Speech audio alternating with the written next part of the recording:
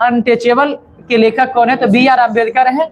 और इनका इसका इसलिए ध्यान रखना है 1948। कब ध्यान रखना है? 1948, इस चीज को ध्यान रखिएगा। फिर से बोलते हैं, annihilation of caste 1936 B R Ambedkar.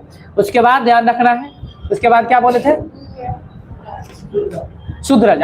शूद्रज ध्यान रखना, शूद्रज के लेखक हो जाते हैं बी आर अम्बेडकर 1946। उसके बाद बोलेगा the become untouchables. The become untouchables के लेखक कौन है? तो बी आर अम्बेडकर 1948। और एक और ध्यान रखिएगा, फ्यूचर ऑफ पार्लियामेंट्री डेमोक्रेसी।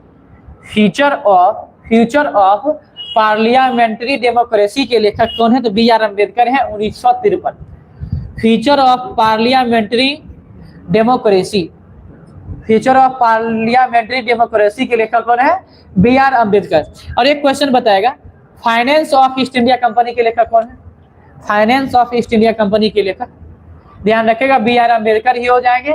और बुद्ध एंड हिज धम्म के लेखक कौन है? क्वेश्चन तो पूछा गया है ना, तो बताइए बुद्ध एंड हिज धम्म के लेखक कौन है? अम्बेडकर ही है, इस चीज को ध्यान रखना। अभी 4-5 बोले हैं, इसको रिवीजन करते हैं। सबसे पहला annihilation of caste B R Ambedkar 1936। उसके बाद ध्यान रखना है शूद्रज 1946।